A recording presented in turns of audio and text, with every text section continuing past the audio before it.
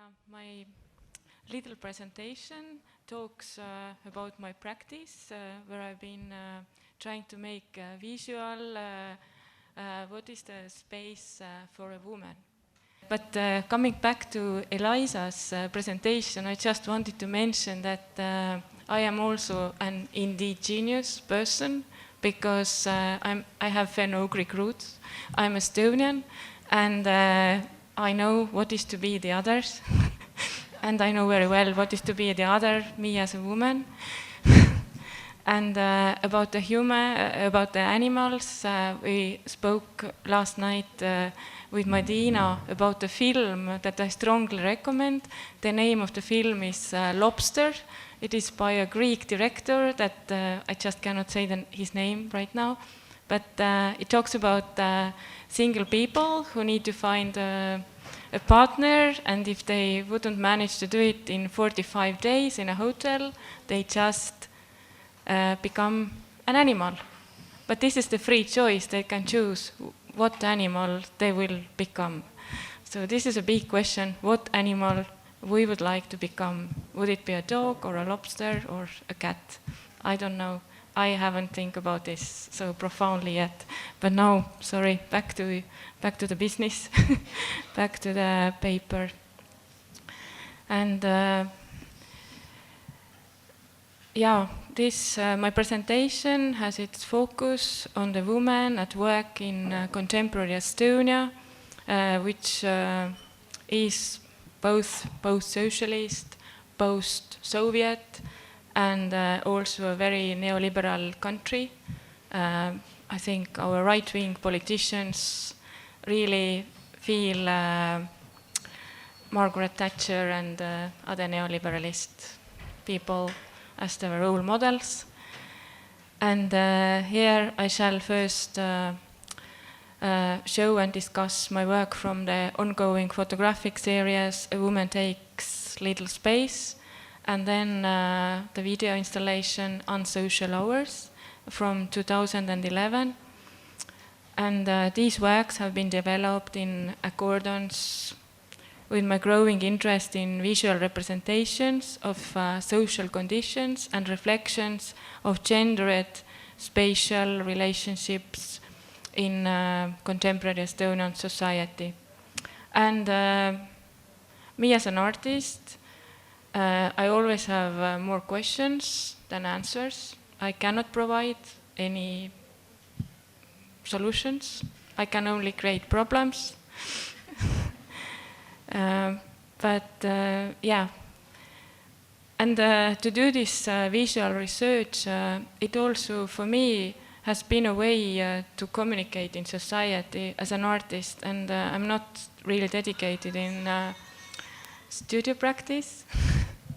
I'd like to be in the streets or like to be where people are, like to watch them, and in a way I am like an amateur sociologist, an amateur dilettante anthropologist, but this is, I think, is my right to be, since I'm an artist. And and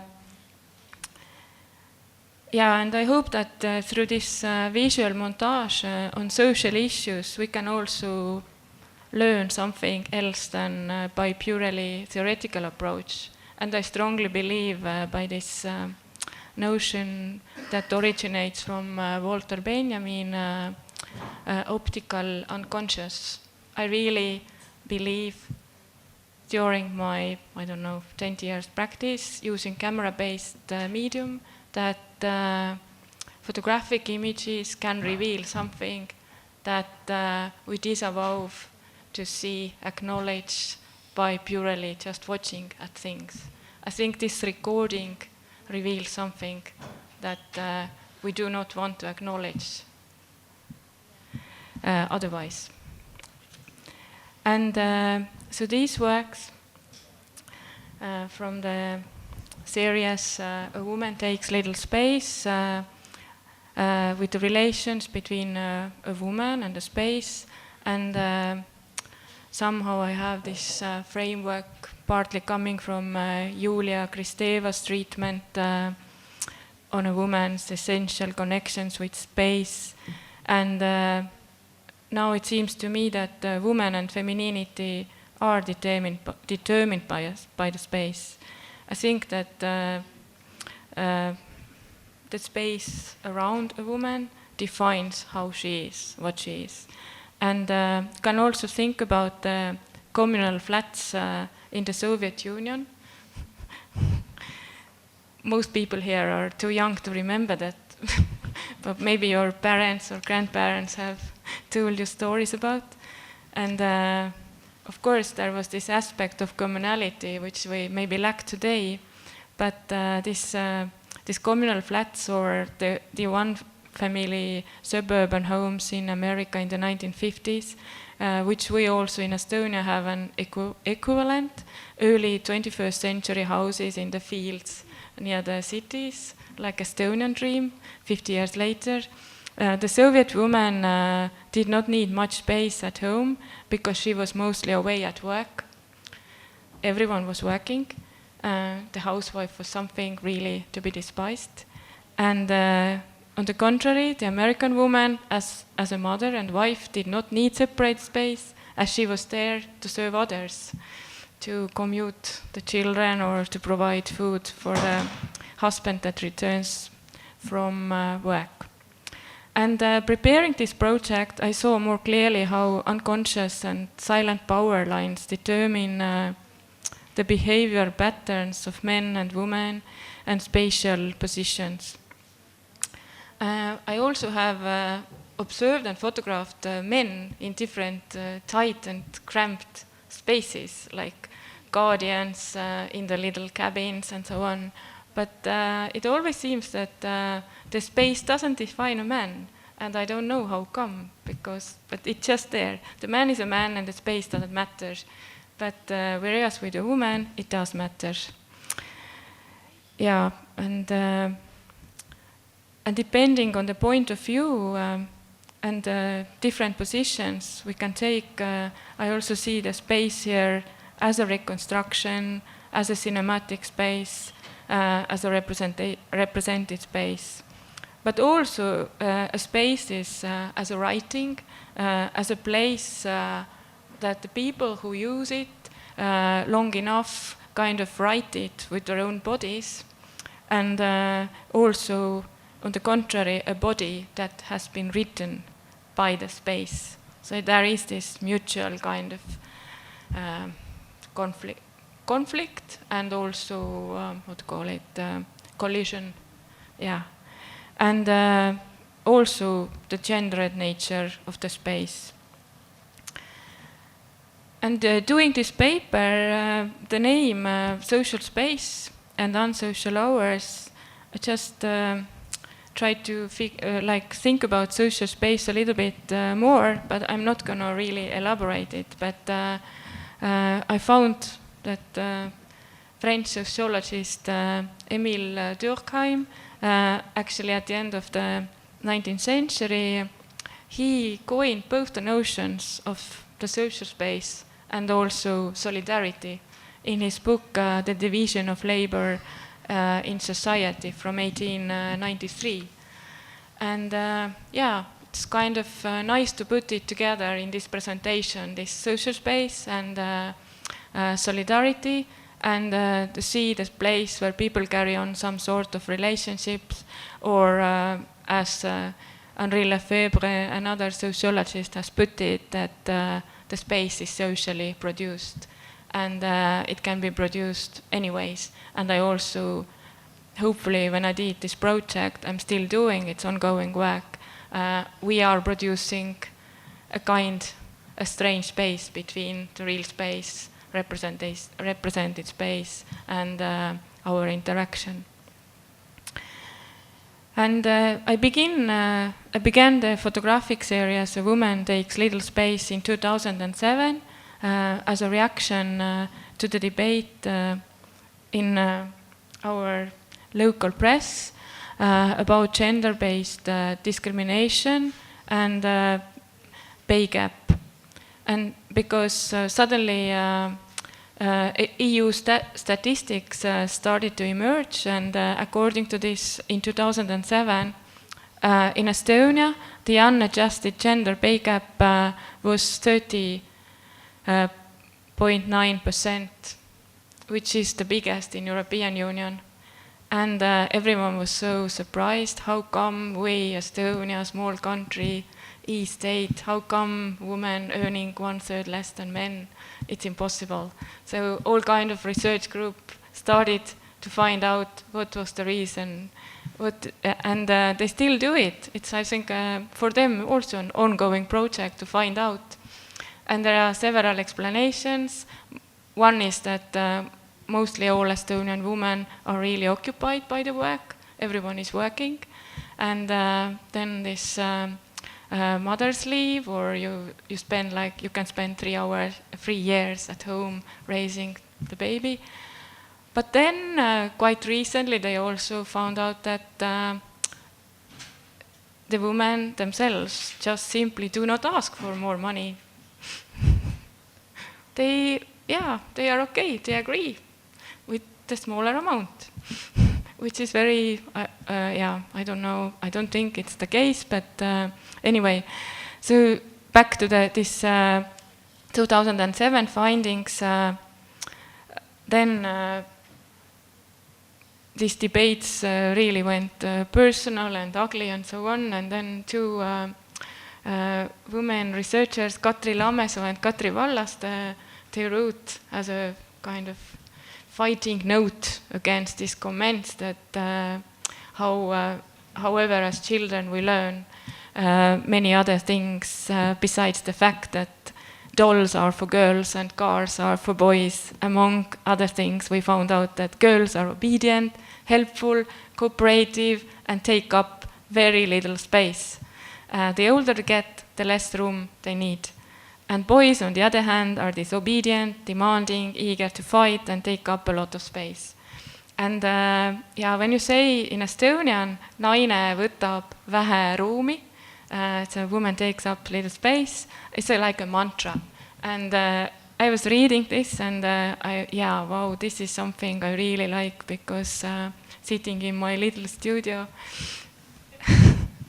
having just my camera at my disposal, so I started to do this photographic research, how much space then this woman really take. And this is one of the first images in June 2007, a sweet seller in the tunnel of the Freedom Square in Tallinn, and everything is changed by now. The tunnel is different, rebuilt, the kiosk doesn't exist. I don't know anything anymore about the woman who worked there. And also 2007 we lived economic boom, which has to come to the end after a couple of years. So this series that I put now to the background. Yeah, I have met all the women that you can see now in the pictures by chance, mostly by chance, in a public space. Mostly they have been complete strangers, and in a few cases it has remained so, although I have always made a point of asking the permission and explain why I needed that picture to show a working woman via space. As for situations, it was important that the point in the passing randomness has momentarily touched up on a point in myself, has made me identify with the type and the situation, and I would call it a purely subjective sympathy. There is no rational approach. It is just I would like to depict this woman, and I'm introducing myself, what I'm doing, asking her name, and with some of the women we have maintained good relationship, became friends. So it's this series has really made me quite a lot of friends. Also, I think Madina. This series really brings people together. And I took these photographs in order to make certain situations visible. And there are not many images of women in the workplaces in today's media, except when a business goes bust. At the same time, I do not want to repeat the ideological construction where human beings in their daily situation are placed in the context of a hero or a victim. Estonian women occasionally seem too well adapted to the model of working women prescribed by gender roles. Their professional identity is largely shaped by their employer, who arranges the workplace for a woman employee on the basis of what is supposed to be. Due to their submissiveness and lower self-esteem, the women do not complain about their working conditions. People in retirement age, temporary employment, or fearing being made redundant are not going to take any risks. Many jobs with dismal conditions and low salary are taken up by Russian-speaking women. When I was taking these pictures, I naturally asked myself what a woman can do in situations like this. Not very much, it seems, but something maybe if the employee had role models or supporters or some kind of empowerment going on there. However, the result might easily be that the activist will not be holding her post next month. If you start to complain, the employer immediately tells, if you don't like, we will have another person to employ immediately. Just go away, goodbye. The majority of the employers do not expect any suggestions from the employees about the workplace, where people spend 8 to 12 hours per day, and how to improve conditions in this space. So this is really, if you think that like most of our lives we spend at the working places, they really look poor and strange and also inhuman in a way. It could be much better kind of designed or thought here. And I have presented these images of working women in little showcase boxes. They are like 30 by 45 centimeter, and at the end there is, I will show the way. And I was kind of inspired by a butterfly collection. It's like you have in the museums these little butterflies put there using the needles. And it's like different creeds on the wall depending on the space. And they are also not portraits of this woman. They're not like, these women are playing themselves. They're not staged. But in a way, this is like a documentary project. And I want to examine the space and the woman, not a particular woman, but in a way, it is important who she is and how she is. And also some people who have used this work in different exhibitions or trying to explain it, they started to tell that why do you show only the woman with this big salary gaps, long working hours, wearing uniforms, several jobs on the go. And then I decided to take the women who have a success stories, who are managers, like Vice Mayor of Tallinn City. And on the pictures, basically they also look the same. So it's not about this kind of class division or the salary. In a way, the position that woman has accepted doesn't really matter. What is your income or who are you from your position? Maybe your gaze is more self-confident, or maybe your body language is more self-confident. But on the other hand, it seems pretty similar. And the other work I wanted to discuss here or show is a 2-channel video. Before I go to the Unsocial hours, just some few remarks. Like quite often also these women have told me that why are you taking photographs of me? I'm a retired, or there's nothing to photograph me in the working place. I'm not beautiful enough. So this is the mentality. In order to be photographed, one has to be beautiful and well off. I don't know what else, but yeah. And then I say that no, I'm absolutely not interested in beautiful people in this sense. If I want this, I would go to another place. So it's even they do not think that this is something valuable they are doing every day.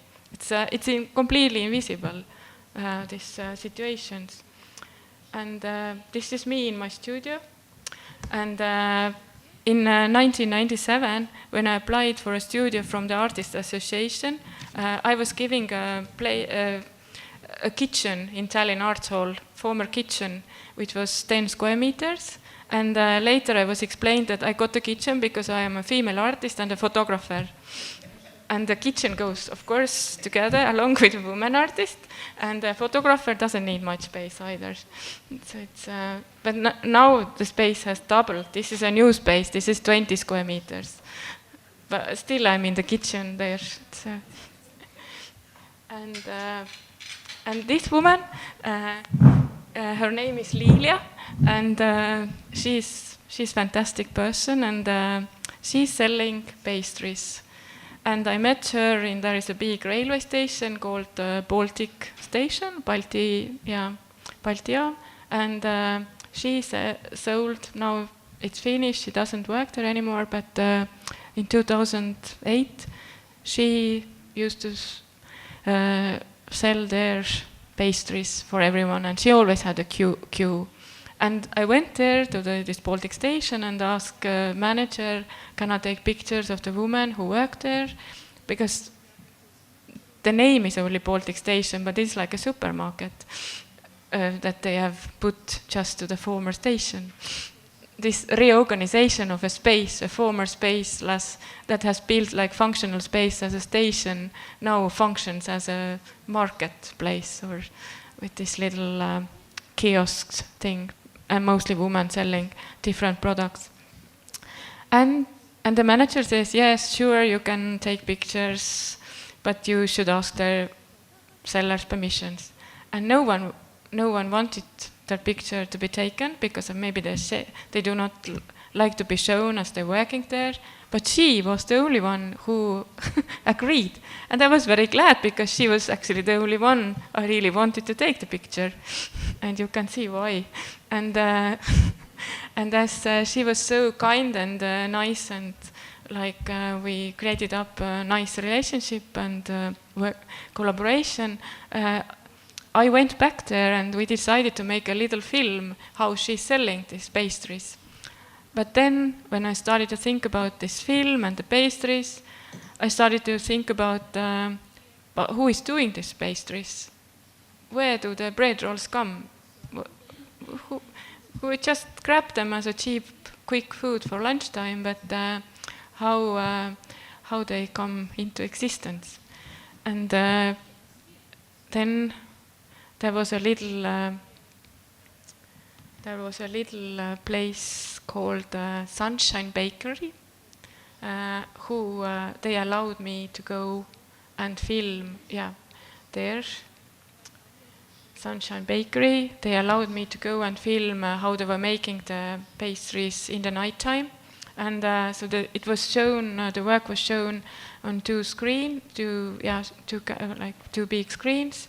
And on the left, we see how the pastries have been made, and then we see Liina selling them. And at the end, we see the same woman, like this working woman, having them in the lunchtime, in the Sunshine, the cafeteria of the Sunshine Bakery, and in maternity hospital. And also, why I chose this hospital and this occupation is because this less paid sphere of work in Estonia are also mostly occupied by female employers, like cleaning service, social welfare, sport, amusement, food and drink service, social and cultural institutions, retail trade, catering establishment, whatever. Where the salaries are low, there are women. And someone who just came back from Turkey told me that in Turkey, it's all occupied by just men. I have never been to Turkey, so I don't know, but this is... yeah.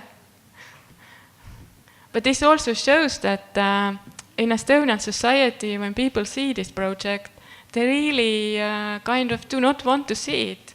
They do not consider this as a problem, but we can, later we have the round table and we can discuss it. And so I made this 2-screen video, which we are going to see. It's 10 minutes long. And the voiceover of the video is a man saying the names of different pastries. And like cheese roll, cinnamon roll, cheese Danish, fruit Danish, sochnik, strudel, profiterolid, so on. And because this is the subject of the project. And then some people have seen the whole work as a kind of cyclus of female life, or the way that you always do something, you're always busy with something, no one sees what you're actually doing, and you never end up in anywhere. It's just going in circles. This is creating the keeping up the life with no kind of heroic achievements. Or maybe this is this is an heroic achievement, just to do it every day. But now I'll show the video.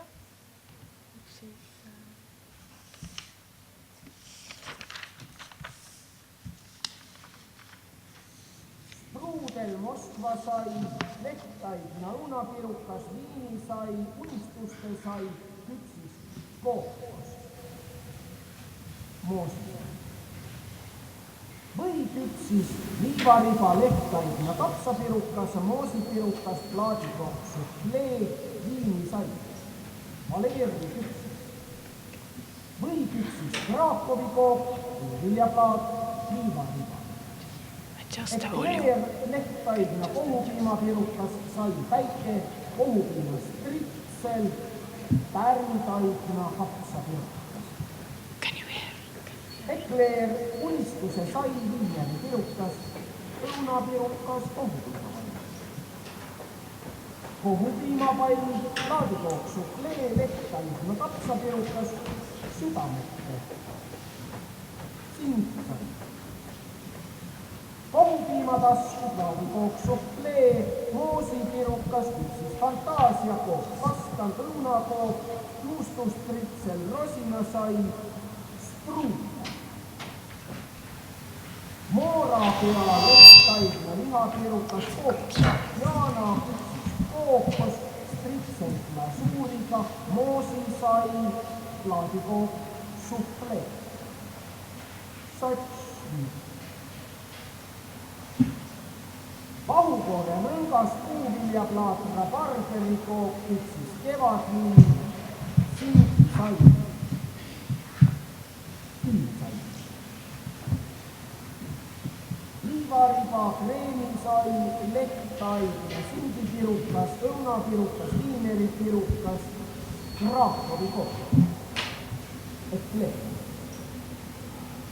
Liivarõngast pähklitega, juustusai, kaneelisai, lehtaidna, lihapirukas, rabarberikook, soolapuut. Juustustritsel, rosinasai, moonisai, lehtaidna, kohupiimapirukas, rosinapirukas. Juustustritsel, moskvasai, moonisai, šokolaadikook, siis olümpia, ruumikook.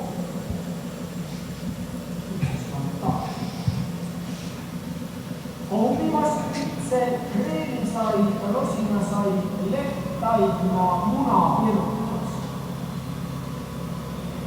Kreemisai. Stritsel glasuuriga, kaneelisai, Krakowi kook, munakook, lehtaidna, riisi, munapirukas, laadikook, suflee. Stritsel glasuuriga, kohupiimakook, viinisai, küpsis kihiline, küpsis kookos, kohupiimapall. Stritsel kohupiimaga, liivariba, lehtaidna, kapsapirukas, aleksandrikook, rummikook, küpsis kihiline, moosisai, kohupiimapall.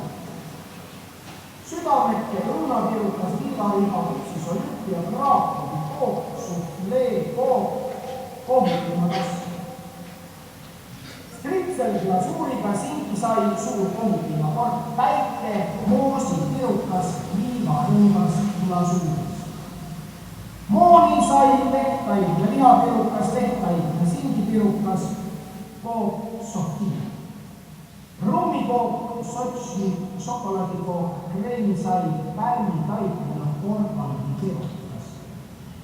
Rosinakeeks, moosipirukas, liini sai liivarõngas pähkliga. Juustu sai plaadikook, suflee, moosipirukas, õrnapirukas, kohupiima stritsel. Struudel, kohupiima kord, lehtaid ja kapsapirukas ja riisi munapirukas, moosipirukas. Sotsnik, Moskva sai lehtaid ja singipirukas, liivarõngas ja suuris, juustustritsel, küpsis, kookos. Kaneeli sai šokolaadikook, Moskva sai lehtaid ja lihapirukas, vahukoorerõngas, kookos. Küpsis kookos. Unistuste sai pärmipäris porgandipirukas, õunakook, kreemi sai kohupiima palmi, kohupiima stritsel, singi sai lehtaidna viisi munapirukas. Mooni sai struudel, südamete unistuste sai, liini sai õunapirukas ehk leht. Mooni sai lehtaid ja riisi munapirukas, liivarõngas pähklitega, rabarberikook. Suur kohupiimakord, päike, vahukoor ja rõngas kohupiima, stritsel, puuvi ja plaat, kraapurikook. Küpsis olümpia, rullikook, lehtaid ja lihapirukas, vahukoor ja rõngas, kaneeli sai.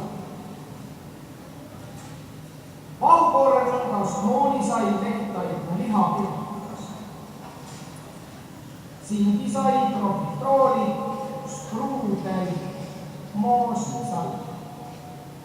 Aleksandri kook, stritsel glasuuriga, ekleer, lehe sai. Sotši. Lehtaid ja lihapirukas, kook Sofia, suur kohupiimakord, päike, küpsis kihiline, rosinakeeks. Pidu sai profitroolik, plaadikook suflee, Moskva sai. Rabarberikook, kevadliina. Puuviljakook, lehtaid ja singipirukas, vahukoore rõngas, mooni sai, rosinakeeks, südame. Struudel, stritsel glasuuriga, lehe sai, stritsel kohupiimaga, lehtaid ja singipirukas. Plaadikook, suflee, kohupiima pall, Aleksandrikook, kookos, unistuste sai. Lehtaid ja kohupiima pirukas, vahukoor ja rõngas, lehe sai, Moskva sai, küpsis fantaasia, Sotši. Liini sai, kohupiimakook, moosipirukas, õunapirukas, unistuse sai, Sotšnik, liivarõnga. Kohupiimakord, lehtaid ja kohupiimapirukas, soolapulk, kook Sofia, Sotšnik, juustustritsel. Aleksandri kook, lehtaid ja lihapirukas, pidu sai, plaadikook suflee, küpsis fantaasia, Sotšnik, põldsai. Kraakovi kook, suhkrukringlike, kunistuse sai, pidu sai, lehtaid ja kapsapirukas, liivariba, Sotšnik, kreemi sai, ekleer. Stritsel glasuuriga, profitrooli. Liivarõngas glasuurist, liivarõngas pähklitega, profitrooli. Sai päike, moorapea, profitrooli, ekleer, liivarõnga. Kaneeli sai, Moskva sai, moosi sai, lehtaid, lõunapirukas, rabarberikook, suhkrukringlike, profitrooli, moosi sai, lehtaid ja lihapirukas, suur kohupiimakord, päike, liini sai, juustu sai, moonapea, profitrooli, juustustritsel. Kaneeli sai, lehtaina lihapirukas, stritselt lasuuriga, pidusai, laavikooksuhlee, puuviljakook, liivarõngas, lasuuris. Profiteroolid, sotsid moorapea, struudel, profiteroolid. Kookte Diana, siis kihiline päripaikna kapsapirukas, laavikooksuhlee, moolisai, lehtaina, munapirukas, rosina keeks, sai päike ehk leeb. Kreemisai, lehtaikna kapsapirukas, pärmitaikna kapsapirukas, kuustuskritsel, kastan, soolapur, piineripirukas, sotsni. Rosinasai, pärmitaikna kapsapirukas, rosina keeks, moorapea, struudel, kaneelisai, unistuse sai. Viinisai, moosipirukas, kevadvili, kook Sofia, šokolaadikook, struudel liivariba, juustupüpsis, sai päike, kraapulikook. Moolisai, lehtaikna kooguslimapirukas, sinsai, pärmitaikna kapsapirukas, viineripirukas, võisai, plaadikook, kapriits.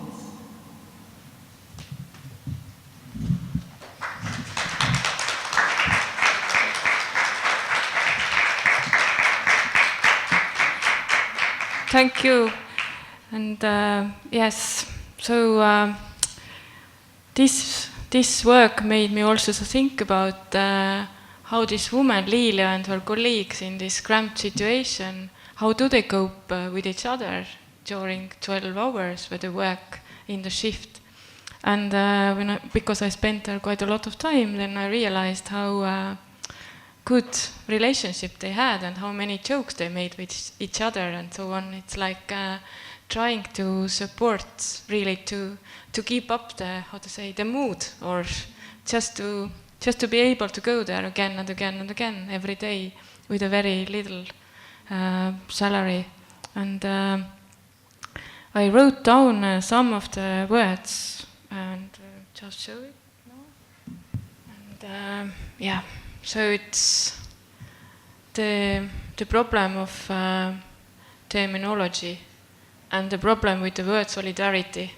Everyone who has this post-socialist kind of background knows what did solidarity mean in 1970s or 80s, and does this notion corrupted, or what does it mean? Does it mean kind of class solidarity, or how can we put it? And how to name this kind of relationship that people can do at the working places where they're there together, and what is the situation of building coalitions, trust, respect relationship under the circumstances of precarious work. That you don't know how long you can work there. You even don't know if the place exists in the next year. And it's so ridiculous when you go to the job interview, and normally the main question that you have to answer is how do you imagine your life in 5 years? What will you be doing in 5 years? Probably, and especially ridiculous this question seems nowadays with all this huge crisis we are living under, or these problems. What we are doing in 5 years? I cannot give an answer. I have no idea. I even don't think about it. I'm glad if I know what I'm doing the next year. And I know that everything that I'm thinking what I'm doing, certainly I'm wrong. The next year will show what I will be doing. But coming back from this, in this society that mostly praises success and this cult of success and individuality, but if we consider the differences as a resource and power, we can still perform mutual empowerment or make things visible, and to raise the courage to stand firm of one's rights, or probably even to know that you have some rights. This is also a problem, and this includes certainly the rights for gender equality. And solidarity presumes ability to communicate And after Karl Marx and the other Marxists, space plays an important role in the development of the social consciousness. And through communication, we can prove our solidarity to other people. Well, unsocial hours, this video or whatever unsocial hours, it means work time for work, long days, rapidly changing relationships, worries for the future.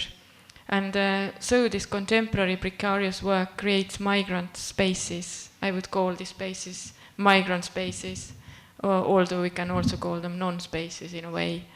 And but whatever the space we have, we need still to think about how to expand it for the relations, bonds, links that can bring any groups of inequality, invisible groups, the others, for support, humor, sympathy, solidarity against the market and profit that erase our humanity in every second, in every aspect. And also to find a balance between solidaire and solitaire. I would use the French terms.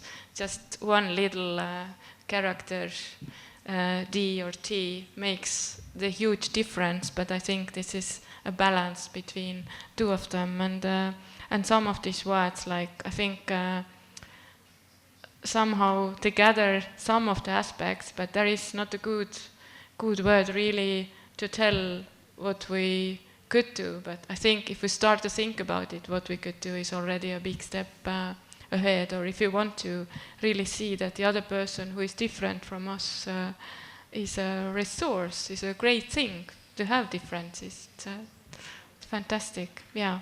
But this is it, I think. Yeah. Thank you very much. Thank you very much, Liina. Questions, please? Yes, Rolando, please. Thank you, Liina.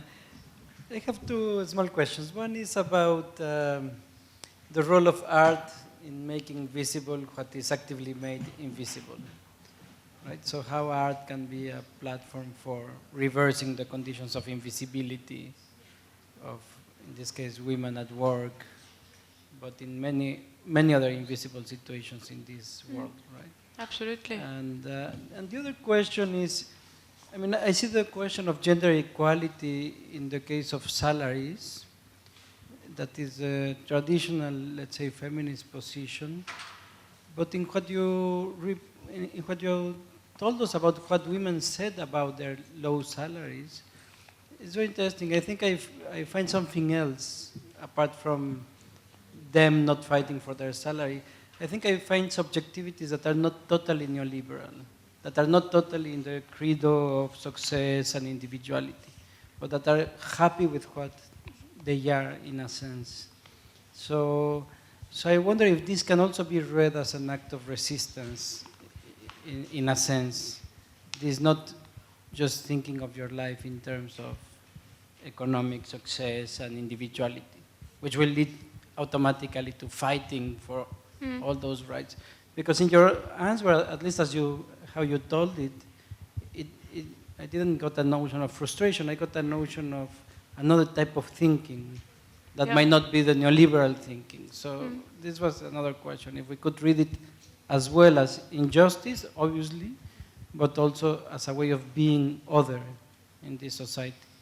Yeah, I'm not I think that when I'm doing my work, I don't want to discuss frustration, because this is what we see and what is there.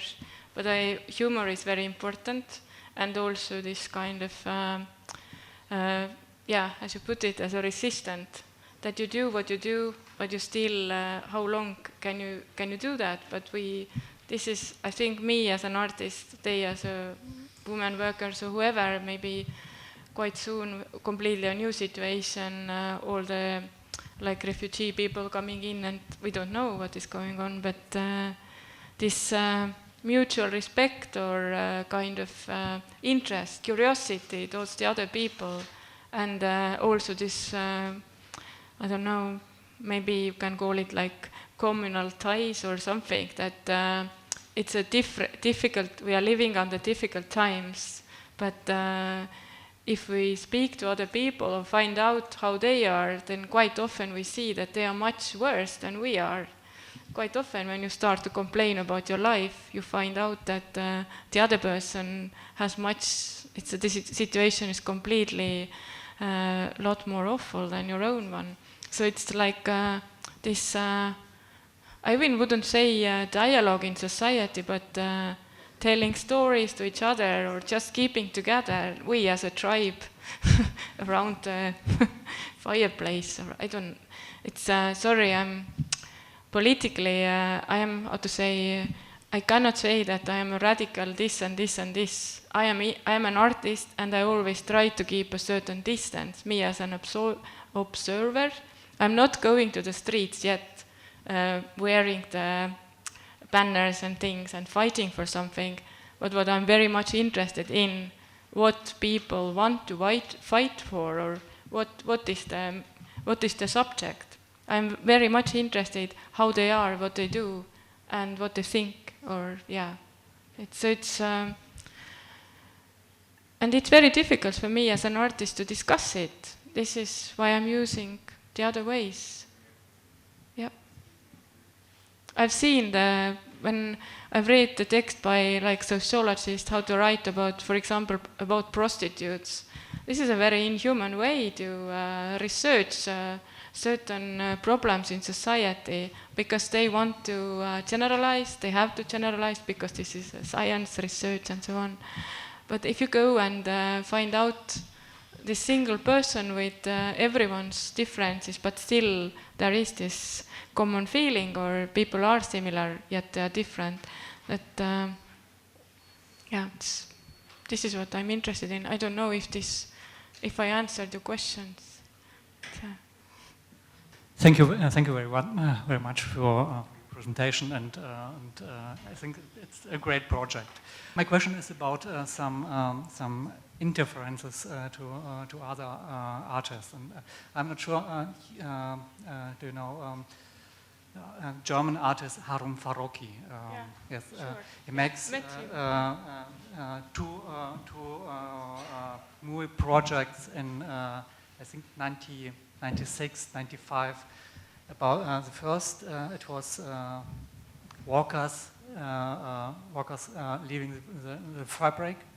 The project what focused on around the world, and the other is I'm not sure, perhaps work settings, or it was to this project we have here some parallels,